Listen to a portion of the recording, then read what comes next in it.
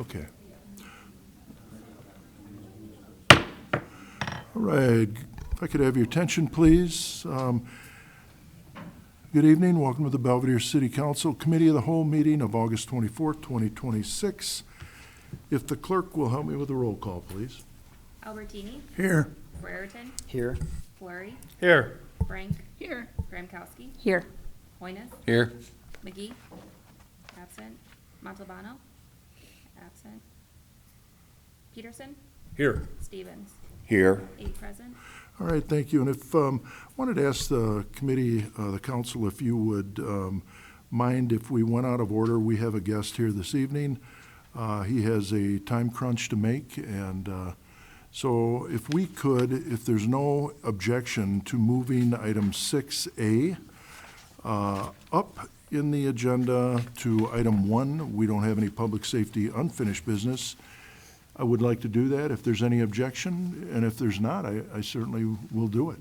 So, is that okay? All right, thank you. All right, so we have, and then we will get to public comment, because public comment, I see that we have 5 registered here, so we'll get back to that then, but we'll deviate just a little bit. So we have nothing for public forum. We'll get back to public comment. Item 1, public safety unfinished business. As I said, let's move item 6A with the time constraints that Mr. Brent Penberg has. Brent has a letter in your packet dated, let's see, I guess I don't see the date here, but he did send a letter here to myself, asked me to share this with the council. Brent is a YMCA CEO of YMCA of Rock River Valley, CEO. So Brent, if you could come up here, please, and just state your name again for the record. Right up here, Brent. Thank you. Thanks for coming out this evening. Nice to see you. Thank you very much. My name is Brent Pentenberg. I have the pleasure of leading and serving the YMCA of the Rock River Valley. Just want to first off share my gratitude and appreciation to be here with you all this evening, and just the opportunity and all the support and the advocacy and the leadership that you provide to the city of Belvedere, and also how that impacts positively the YMCA. As Mayor Morris shared, for the YMCA, a little bit about us. Our mission is to put Christian principles into practice through programs, services, and relationships that help build a healthy spirit, mind, and body for all. And many of you, I know and I'm sure of, have a YMCA connection. And a few exciting things that are happening is we have been blessed with about $800,000 of funding to renovate the Belvedere YMCA.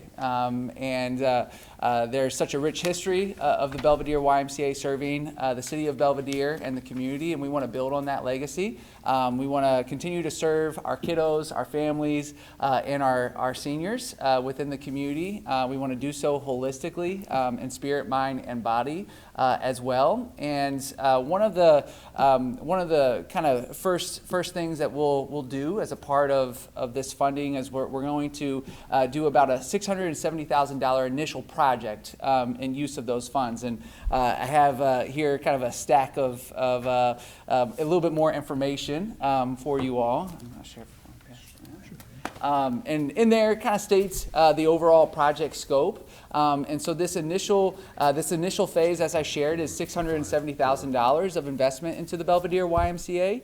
And then followed by us continuing to raise dollars and resources to invest into the Belvedere Y, with a total project long-term scope of about a $3.5 million renovation into the facility. And like I said, we're continuing to try to do our best to raise support for facility reinvestment and renovation.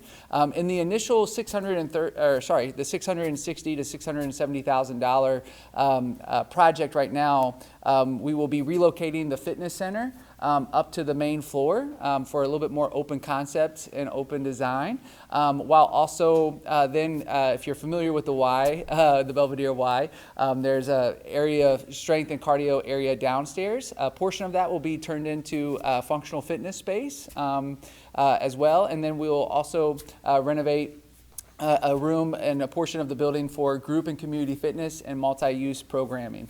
Everything from after school to group exercise classes to workshops and arts and humanity programs as well. And so while we have the opportunity to take advantage of this initial fund, of the resources that we have gotten, we will continue to do so as we receive money. And so I think kind of the biggest maybe perhaps thing to also just remember is because we're doing an interior renovation, our hope is that as the community supports and as the Y continues to raise its funds, that as people give, we're able to put those resources to work right away because we're doing an interior renovation.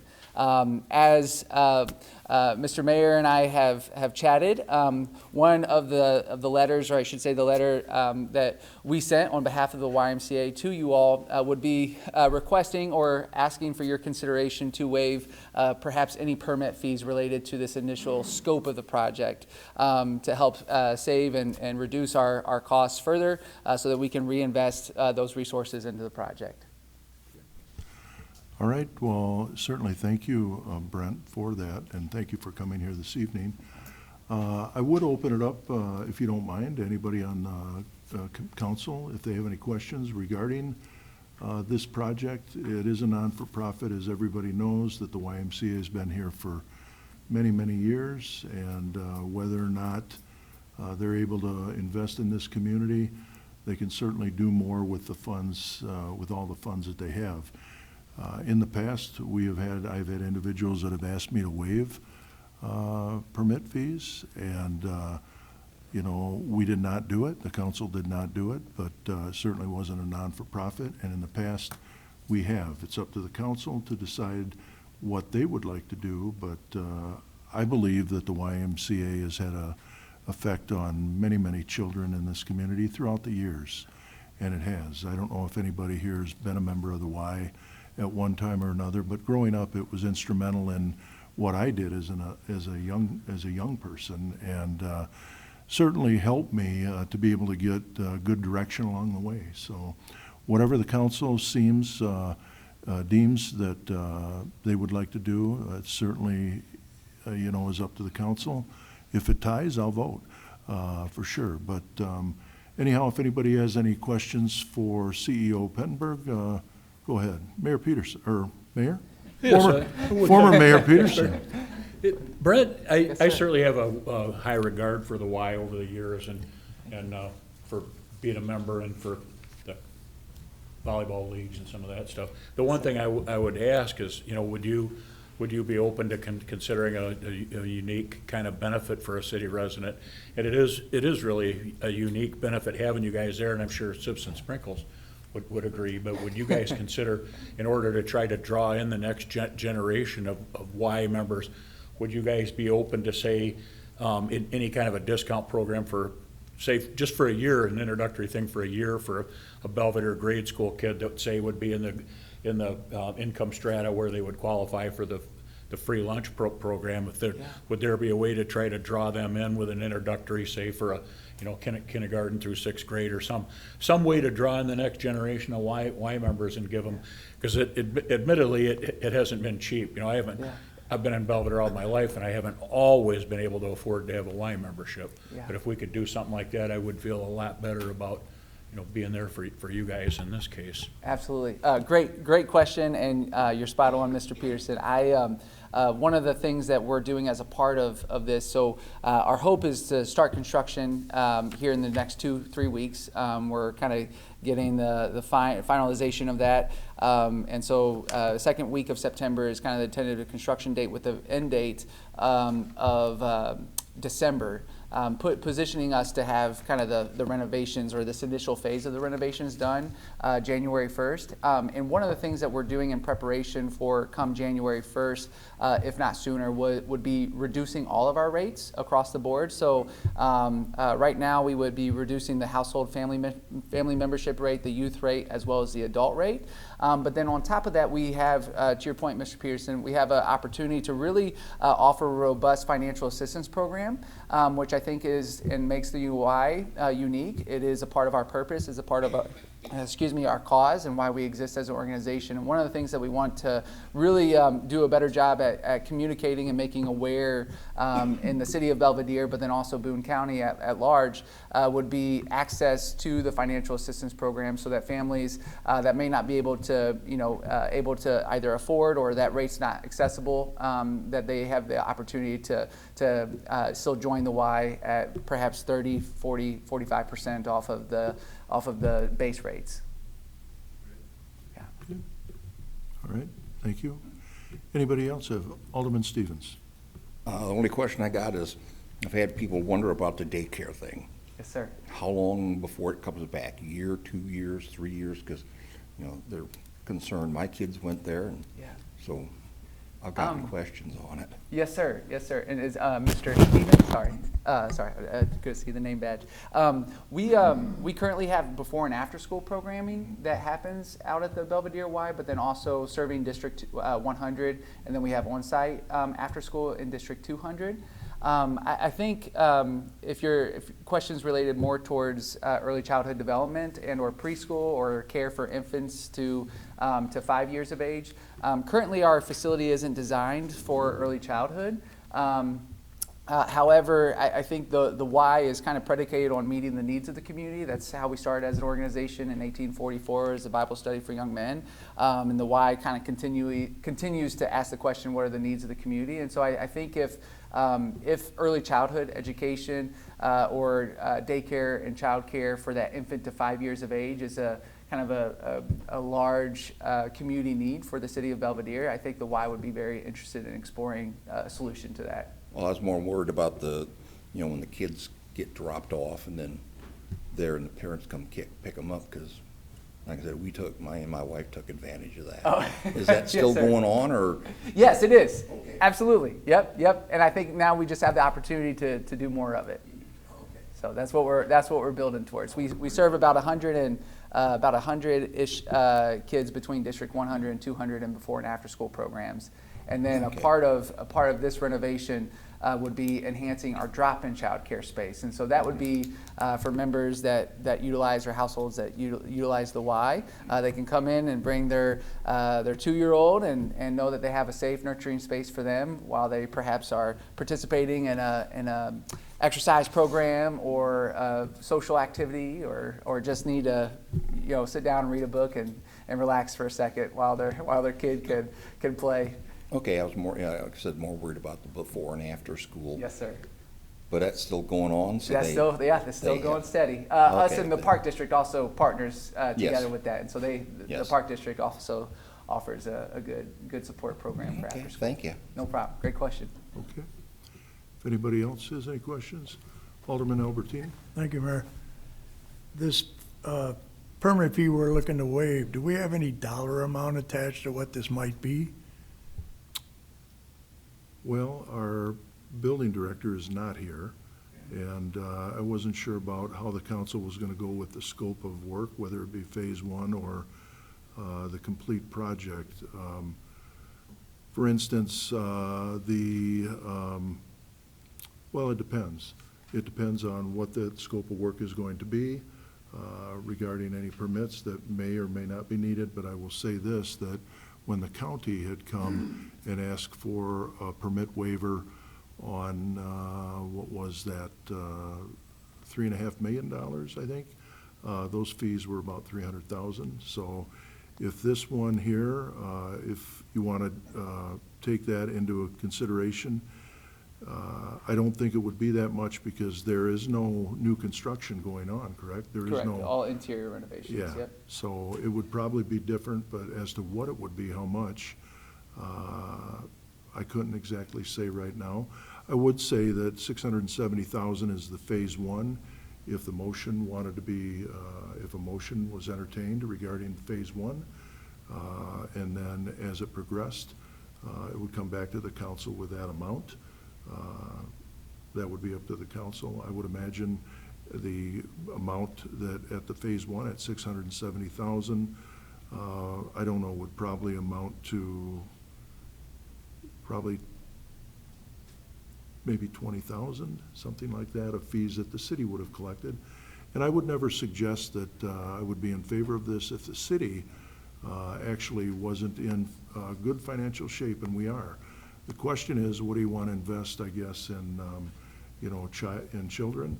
And I know that this Y has been around for a long, long time and made a difference in a lot of children in their lives, and I've actually am probably one of them, but I've seen a lot of them up there. I'd volunteered for over 20 years at the YMCA over a period of time, and always felt that that was rewarding, and certainly see a lot of children that have grown up to this day that have been a benefactor of that. So it's up to the council. Okay, thank you very much. Thank you. Alderman Peterson. Mayor, I'll make that as a motion then, that we waive on the phase one. Okay. We have a motion on the phase one. Do we have a second? I'll second. Motion by Alderman Peterson, second by Alderwoman Gramkowski. Any discussion on that? Feel free to act. And Alderman Albertini, I can get you a better snapshot of that, That's fine. I really don't need it. I was just curious, Sure. I guess it was just my curiosity kicking in. So thank Yeah, you. we'll get a total amount on that. We can do that as we see what those plans will encompass. So, any questions, any other questions? We'll try and answer. Alderman Hoynes? So we're only voting on phase one, not Correct. phase two. 670,000 as you see in the packet, correct? Uh-huh. Any other questions? Floor is open. Alderman Brereton. Thanks, Your Honor. Yeah, just interesting little tidbit here. Last week, I was doing a little research, and from my understanding, there are some communities in the nation that combine their YMC with their library. So I thought that was interesting, and that was it, side tidbit there. Yeah, It's awesome. all right, thank you. Any other questions? We'll try and answer them. Hearing none, we have a motion on the floor. All those in favor, please signify by saying aye. Aye. And any opposed, nay? Or any abstentions? That motion passed. Thank you very much, Mr. Penberg, for coming here this evening, taking your time. Good luck on your next appointment. Thank you. Thank You you all bet. very, very much. That means a lot to Ms. Sherry and the staff team at the Y, so it means a lot. Thank you for your support and leadership. Thank God you. bless. Thank you. All right, we'll go back here to public comment. We have, we'll go by the order they're here on the desk. We have Jason Leader. Jason, good evening. Come on right up here, if you don't mind, Jason. We won't bite. Thank you for coming here this evening. Hi. Certainly Thank you for appreciate having it. me. Thank you for having us. Tracy's a little bit more prepared with her cards that she had, but first and foremost, I have a child. We have a child together that walks down to Madison daily over the next coming months here with school starting, and anything to deter that traffic. With the court being back at Webster entrance, it's the traffic patterns have changed dramatically over the past couple of years now over there. Early in the morning, 3:30 on till about 6, it seems to be people cutting down to McKinley to go up north to Poplar Grove that way after they're getting off of work or doing whatever in town here. And I just think anything that could help her, because I know that she has to cross Perry Street. And anything to slow those cars down, whether she's going down Hancock or Webster, it poses a threat. So for her and all the other children that do live on the block, there's a couple that I think maybe they got some people out there but aren't even represented here, just for the children too. Until that court entrance stops, I think it'll lessen then, but who knows? It's just, they're cruising through, they're doing 30 miles an hour, 35, so it's, other than that, that's one of the only points that I wanted to say. Yeah. And so, Mr. Leader, on your public comment sheet, you, in regards to the stop sign at Perry and Yeah. Webster? And, okay, if there's anything else? if Yeah, like I there's- said, Tracy, I mean, my car was totaled. I don't know if a stop sign would have stopped that or anything with the condition of the driver. He was drunk. But I'm not the only person that's lost vehicles on that road as well. Okay. So there's no street light on that patch of Perry, 400 block, so it's dark in the evening there. Okay, So, but other than that, like I said, Tracy will handle the rest. I know she's got her cards ready. okay. Thank you for having me. All right, thank you, Jason.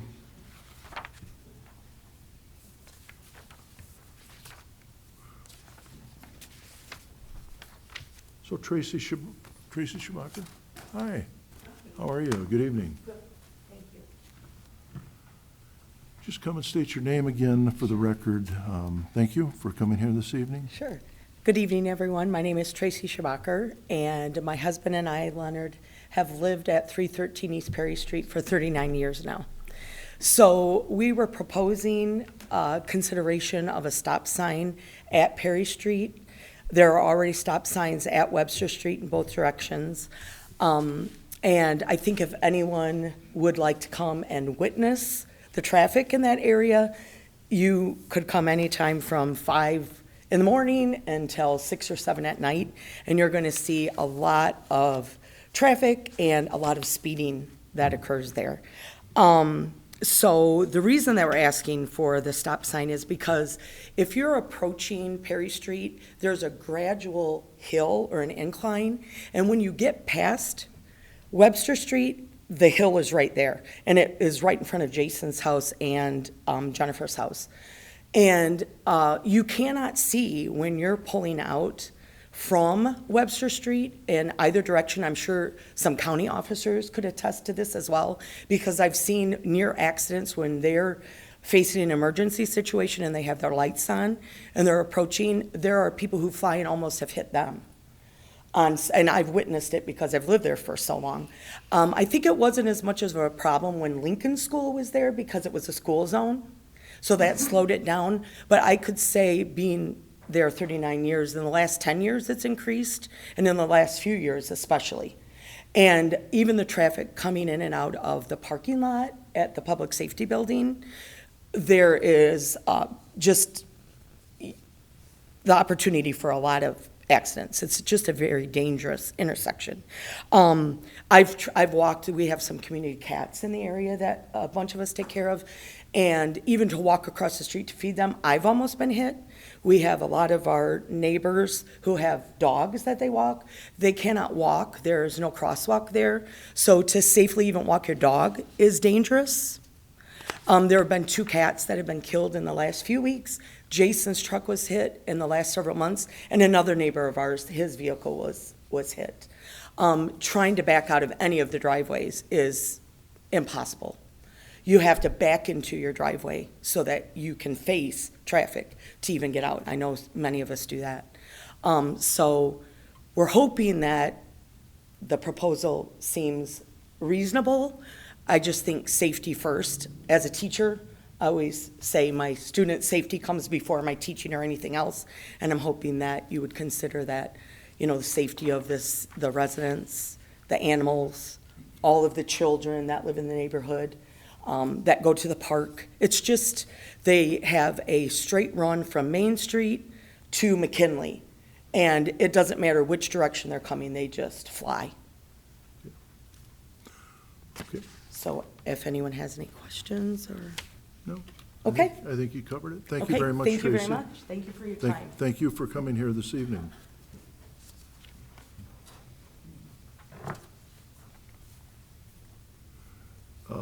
Dana Farr. Hi, Dana, good evening.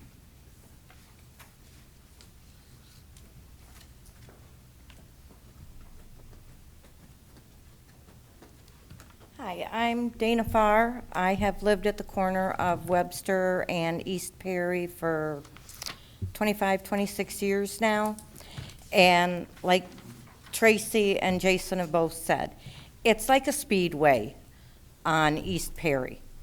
My driveways, I have 2 driveways, and my garage are on Webster Street. So I back out. I try to watch down East Perry to see if anybody's coming up, because they take that turn there, and a lot of times I have had to stop and pull back into my driveway to avoid being hit. It's only a 1-car street now because of parking on both sides because of the courthouse. I go down to the stop sign at Webster. I will sit there and look and watch to see if anybody is going to come up over that hill on Webster Street as fast as they do. Many times I've almost been hit, or I've pulled out and all of a sudden there is somebody right on my tail, and it's like, where did you come from? I didn't see you. And they're going so fast.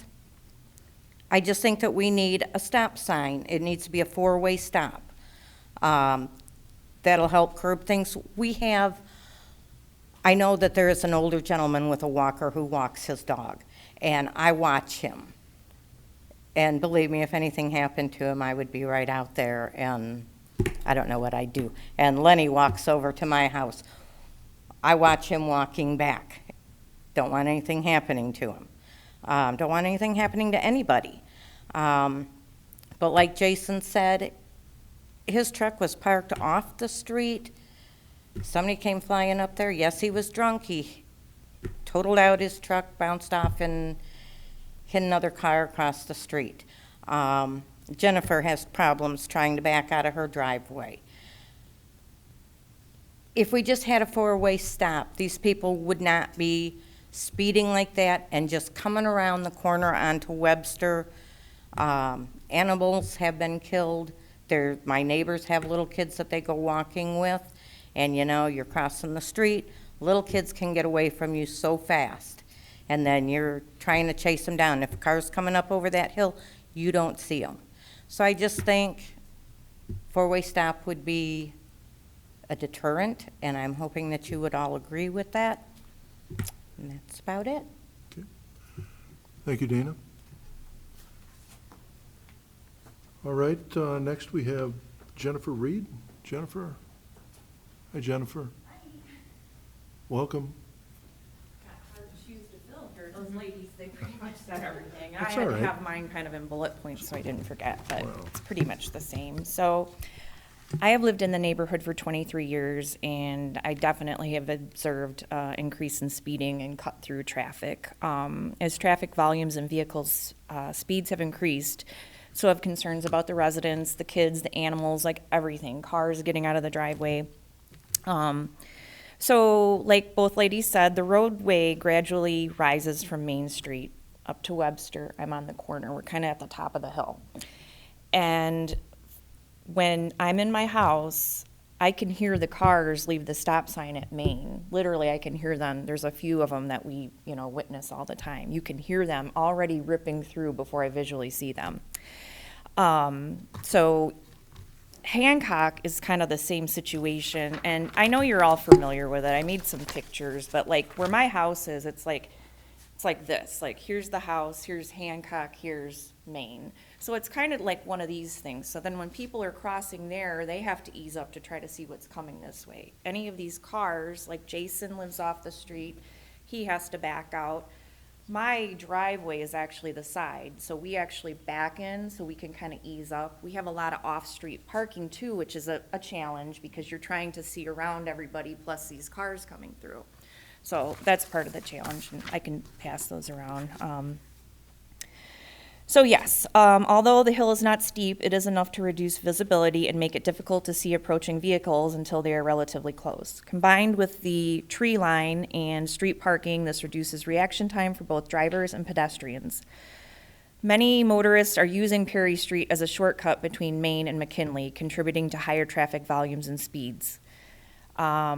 The speeds of some vehicles are noticeable that residents can hear the accelerating, like I said. It's like clockwork. I think Tracy said, sometimes it's like 5 or 6 in the morning. It's the same culprit, but so the intersection of Perry Street and Webster Street is a particular concern. Although a stop sign is in place, drivers do not always come to a complete stop. So I work from home 2 days a week. My office is upstairs. I see these cars, like I'm sitting there working and you have this peripheral vision and you see people coming up to that stop sign. I'm like, you're gonna stop? Because again, we have kids moving around. We have Evelyn in the back row there. She has a lot of little nieces and nephews and kids, and Emma's got a little girl, and there's just a lot going on. And then I see that and it just really makes me angry because I'm like, slow down. it's just not safe. So you have that going as well, which is a problem. As Dana and Tracy said, residents also face challenges entering and exiting their driveways. Backing out or backing into a driveway can be difficult when vehicles are approaching quickly, requiring us to wait for adequate gaps in traffic before moving safely. On-street parking is very common in the neighborhood, as I said, and when the speeding traffic, that creates concerns for residents entering or exiting their vehicles. So, for instance, we have a lot of on-street parking. These people that are parking there, they have to cross the street to get into their car, and they're getting in their car, and these people are just whizzing by. My son, for one, I can vouch for that. Jason parks on the street. My neighbors that aren't here, they're the ones that had the vehicle that the gentleman was actually getting out of his vehicle and somebody hit him. Just like plowed right into his door. He opened the door, they went, pow. He was okay, but come on, that's really, a close call. So, in addition, we have children playing in the neighborhoods, residents walking their dogs, and the wildlife. And maybe some of you think, oh, it's just cats and dogs. Well, those cats and dogs in our neighborhood, they're something. We all have dogs, we all have cats. So, we're all worried about that. I have a little dog that escapes once in a while. I'm trying to be better with it. I got a little air tag on her now, but so, it's the animals, as much as we love them, we're worried about the kids and the people. That's the most important thing at this juncture. Okay, and I guess that's it in a nutshell. We want it to be safe. And the thing is, even if you're not willing to put it at Webster, if you put something at Hancock, if you can stop that Autobahn there, that's the thing. They're going from Maine to McKinley. Because at Hancock, you have yield signs. That's another subject. Jose could probably attest to that down there, but he's not here. Because you have people that are coming through, so you have the people on the Autobahn, our street, and then you have people that don't yield there too. But if you had a stop sign at our corner, that would be lovely, but if you felt like it was better to have it at the other place, maybe that would slow things down. We just have to slow that flow down, because it's horrible. And I know I just blabbered a lot out, guys. I'm sorry. Public speaking isn't my forte. Thank you. So, yes. Thank you very much. Thank you. Thank you for coming in this Yep. evening. And Emma Sorensen, Emma? Hi, Emma. Welcome. Hi. How are you? I'm good, how are you? Good. Sorry. Don't be nervous. Hi, my name is Emma Sorensen, and I live at 419 Webster for the last 5 years. I don't have a good driveway on Perry, but I have a 4-year-old daughter and a 2-month-old puppy. I can't even walk to the park without worrying that we are going to get hit. My 4-year-old daughter is worried about getting hit by a car because she understands that cars do not slow down there. And it's scary. It is very scary, especially, like they said, all the kids and, sorry, I'm really nervous. Don't be nervous. Yeah, thank you. Okay.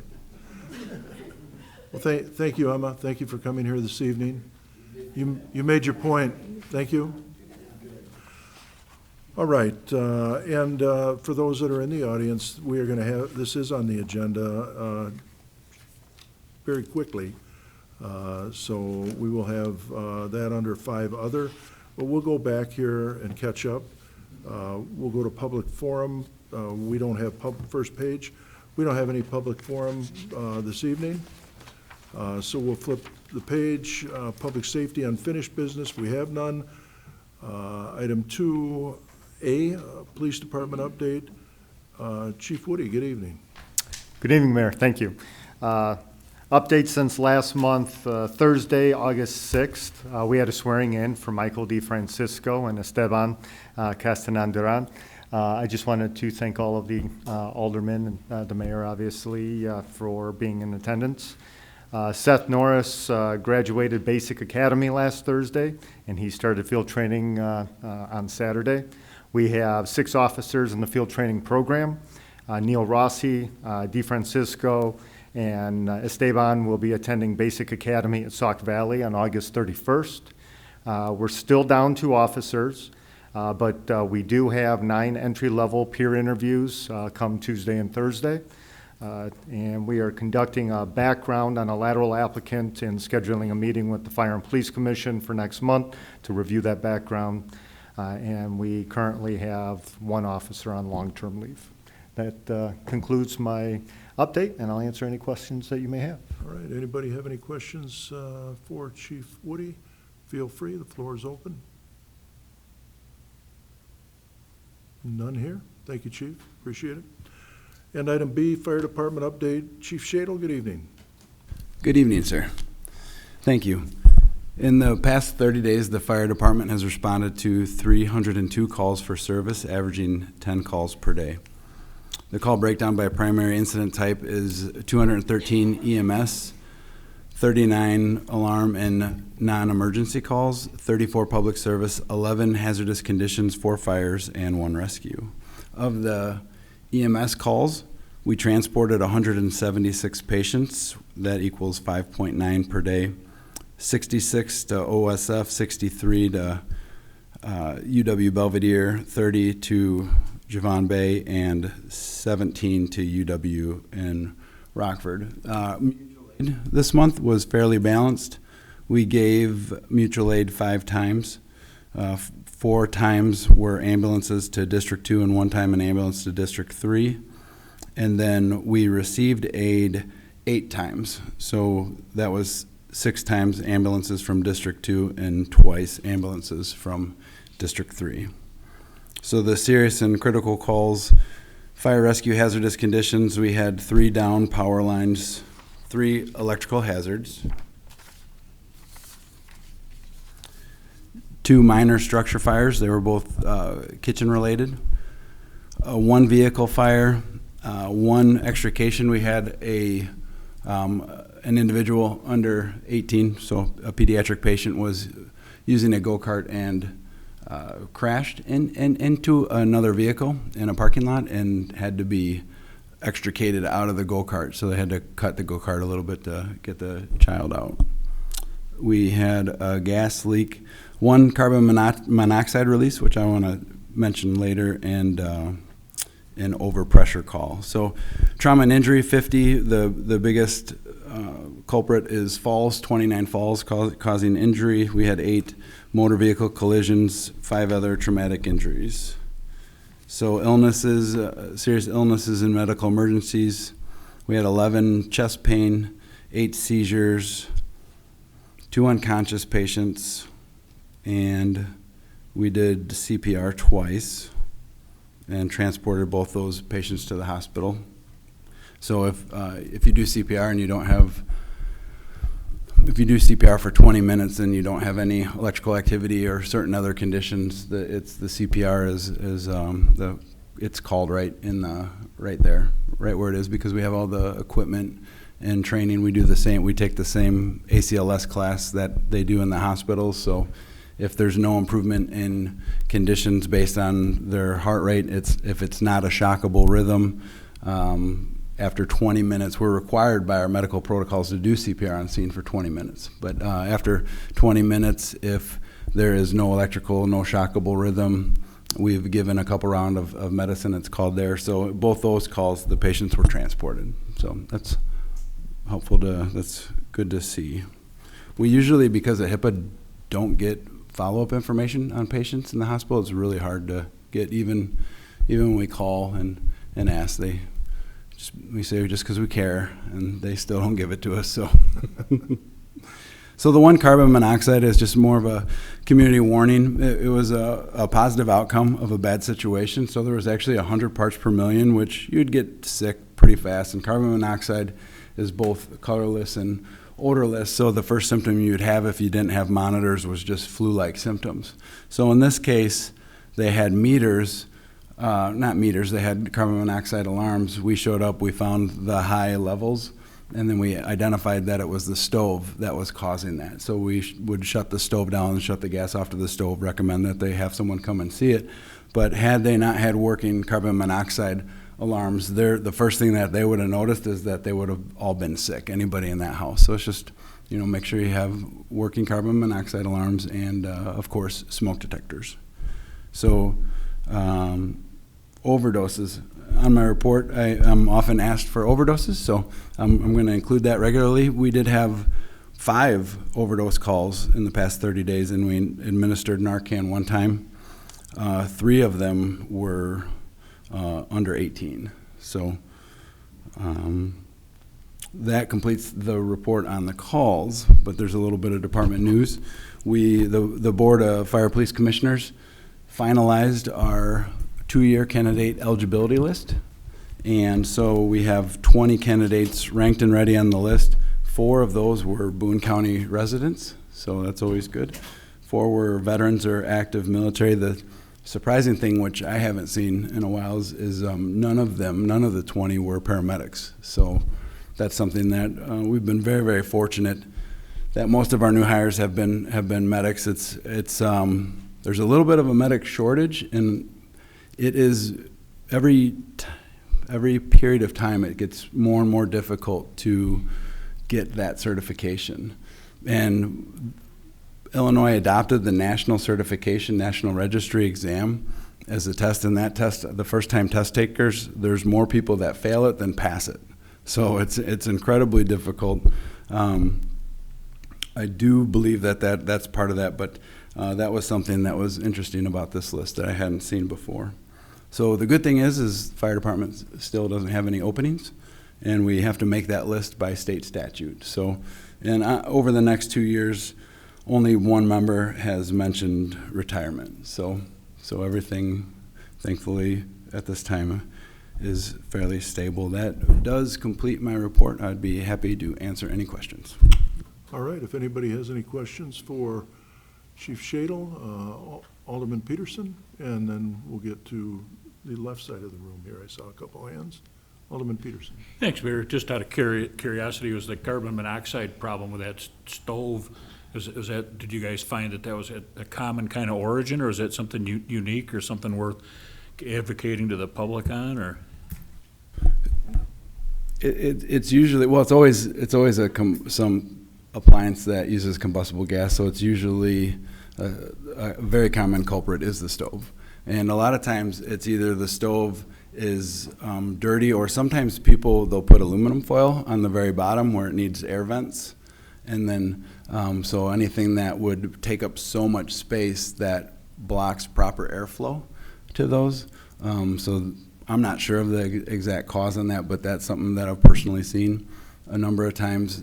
Other times it's just, it's caused by incomplete combustion of natural gas. And so anything that would do that, or the other major culprit is hot water heaters and the ventilation. Maybe it's blocked in the winter, or maybe there's some aspect of the house where we've had people buy a big whole house fan, and that changes the dynamics enough that it's not venting properly. But I would say the 1 and 2 most common causes are stoves and hot water heaters. That's what I was going to say. I mean, it seemed like that stove must not have been venting properly, I would guess. Yeah, and sometimes it's just the stove hasn't been cleaned. Sometimes the stove is failing as well. So what we usually do is we identify it, we shut it off, and we recommend that they have someone qualified to look into it to figure out why, or to, if it's obviously broken, to replace the appliance. Okay, thank you. Alderman Fleury, did you have your hand up? Alderman Albertini? Yes, I did, thank you. In that CPR 20-minute limit, can I ask if the fire department were ever to have to come to my house, if they could add 3 or 4 more minutes just to make sure? I'd be appreciative. Alderman Albertini, I'm sure they'd do that. Thank you. He just made a note of that. All right, thank you. Any other? Alderwoman Gramkowski. Thank you, Mayor. I just did want to give you an update, Chief Shadle, that the fire last year in my ward on the corner, those people are moving in this week. So it's taken a year, almost a year, but they're moving in. Well, that's a good update. I'm glad they are back, and glad that it was able to be livable after that. Very good, thank you. All right, anybody else? Thank you, Chief Shadle. And Chief Woody, Item 3, Finance and Personnel, unfinished business, we have none. Item 4, Finance and Personnel, new business, Finance Department update. Finance Director, Ms. Turnipseed, good evening. Good evening. On your desk tonight, you will find the fiscal year 27 first quarter snapshot report. It starts with the tax revenue comparable chart. You can see that after the first quarter, the major tax revenue sources included in this report are generally tracking in line with the previous 2 years. Total fiscal year 27 revenue from these sources is approximately $4.3 million, which is less than 1% below fiscal year 26 and essentially the same as fiscal year 25. In January 2026, the state eliminated the 1% grocery tax. The city of Belvedere did not replace the tax locally, so the city is no longer receiving that portion of the revenue. Additionally, due to changes made by the state, some revenue that was previously reported as local use tax is now being reflected in other tax categories.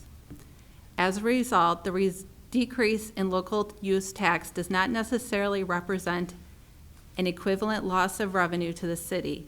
Looking at the major tax sources collectively provides a more accurate picture of overall performance. At this point in fiscal year 27, these revenues are generally in line with the previous 2 years, with overall revenue remaining relatively stable despite fluctuations among individual tax sources.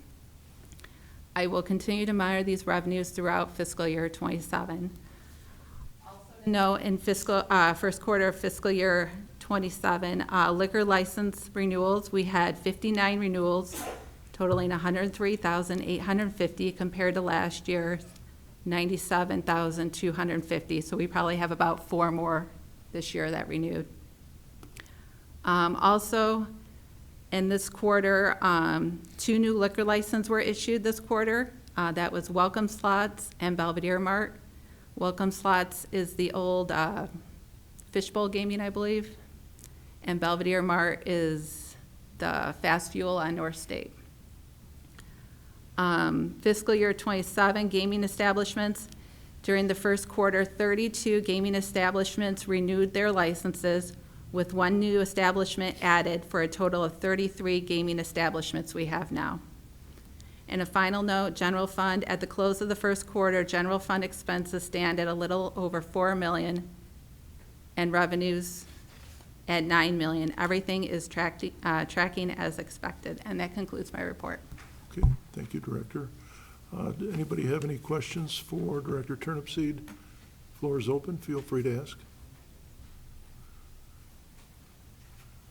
Okay, hearing none, thank you for that. And with the fast fuel, it's nice to have those open. They had been open for so long, and I would say especially the one on North State was competitive. And they fell on a little bit of, maybe a little bit of bad luck, I guess. But hopefully they'll be back in business, and we don't need another vacant business, that's for sure. But I certainly appreciate all your work. Thank you. Moving on, is there any questions for that for any of those with Director Turnipseed? Alderwoman Graham-Kowski. Thank you. It's not directed to you, but you mentioned the fast fuel. Do you have any update on the one on Belvedere Road? And it does need to be mowed. It's terrible. I've reported it. I have that update now, and but no, I don't. Unfortunately, I don't. I know that one of the 3, that one probably I never was optimistic regarding that, at least not right now. But you never know, that could change. But no, I don't. But we'll get it mowed. Thank you. All right. Any other questions regarding any of that? Feel free to ask. Okay. Thank you. 5, other unfinished business, item A. Now we're at the intersection review that all the good folks that have come down here to express their opinion had talked about, which is East Perry Street and Webster Street. In your packet was a memo dated 8/6/2026 from Director of Public Works Keck regarding that intersection, Perry and Webster, East Perry and Webster. Director, good evening. Good evening. Thank you, Mayor. Per the memo in your packet, after review of this intersection, I would offer the following.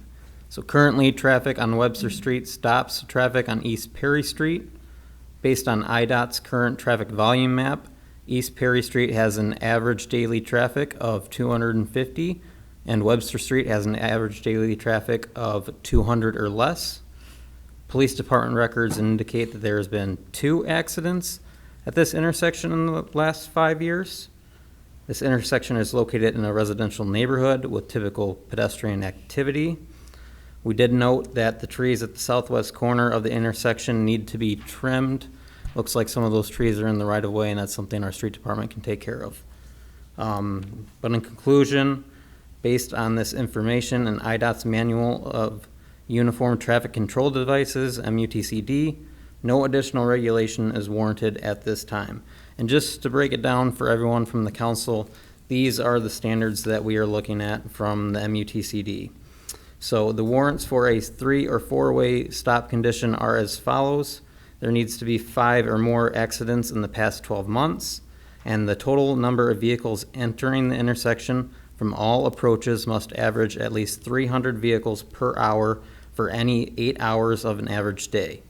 Vehicles and pedestrians combined from both approaches of a minor street must average at least 200 units per hour for the same 8 hours. So those are kind of the standards that we're looking for. Ultimately, it's up to council for what they want to do at this intersection.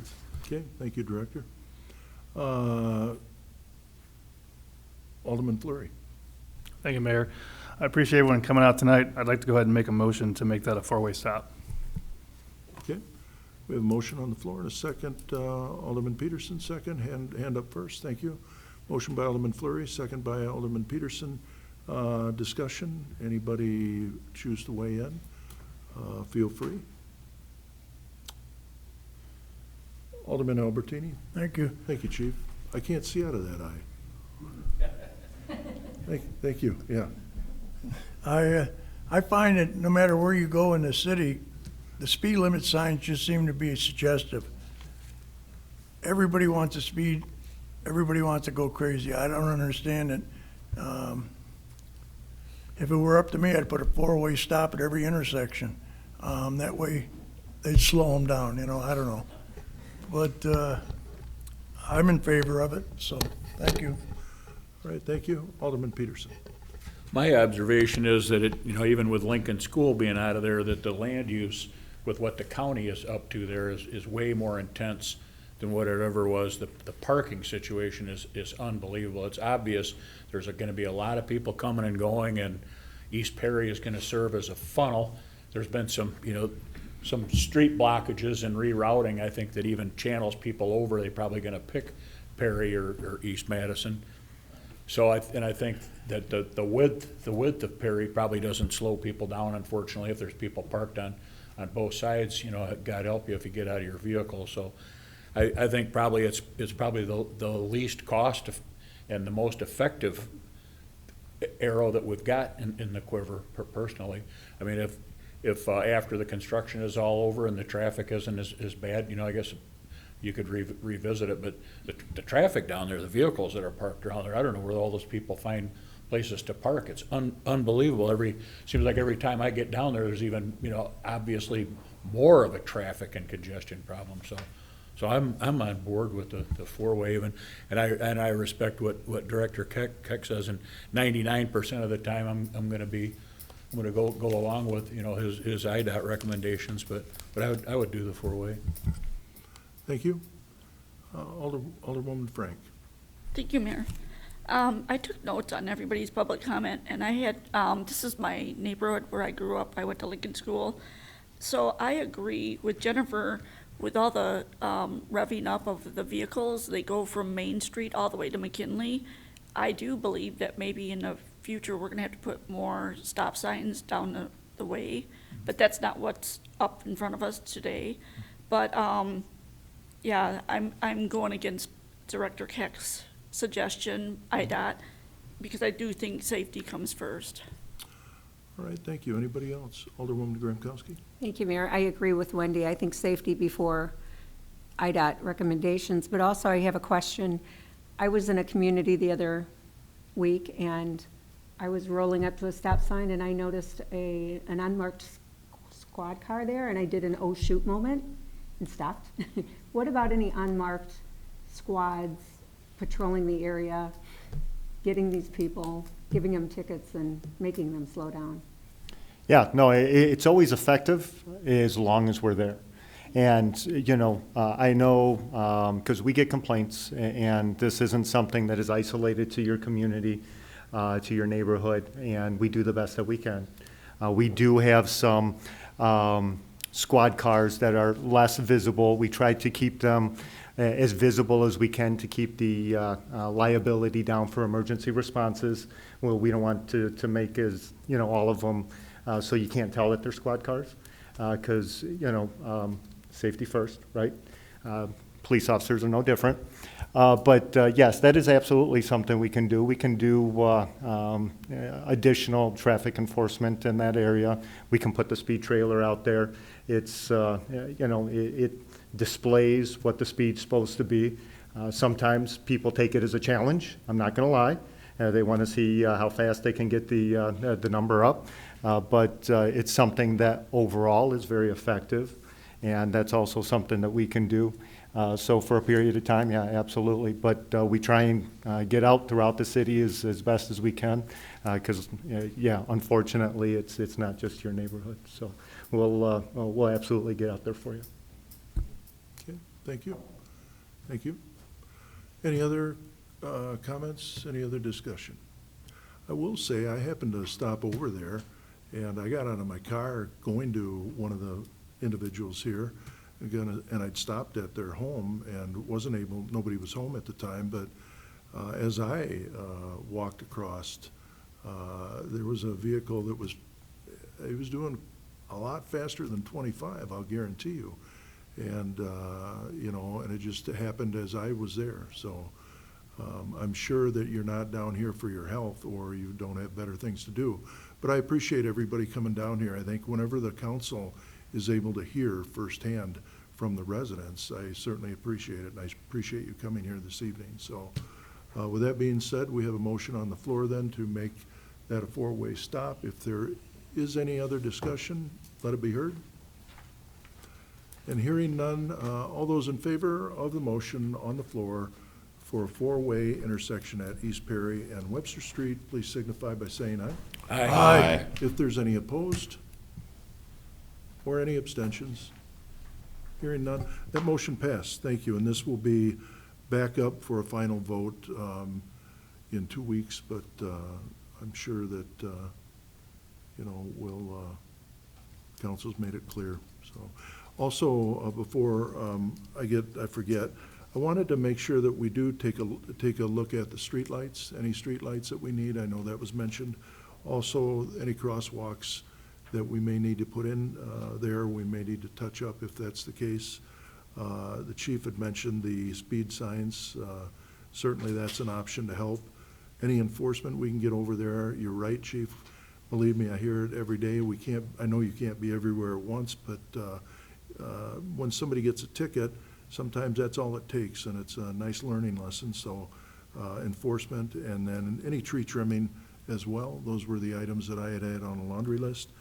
But I want to thank everybody coming here this evening, and have a good rest of your evening. Alderman Peterson. I was just gonna throw out to Mayor that we got the note from Erica about next Monday won't be a meeting, so. Oh, that's right. It's gonna be three weeks before this comes back. That's correct. 3 weeks. Final. So if you want to come here. You were at the first time 2 weeks on Tuesday. Oh, is that right? 2 weeks on a Tuesday, not a Monday. So if you want to come down here and share your evening with us, we'll be more than happy to welcome you. So come on down. But anyhow, we'll move on. Item 6, other new business. Item A was, we had addressed that, the YMCA building permits earlier. And item B, we had an executive session pursuant to Section 2C. We don't have to do an executive session tonight, so that's all we have. If I could have a motion to adjourn, please. Motion by Alderman Peterson, second by Alderman Albertini. Thank you. All those in favor, say aye. Aye. Anybody want to stay? All right. For the record, we adjourned at 7 p.m. Thank you, everybody. Have a good rest of your evening.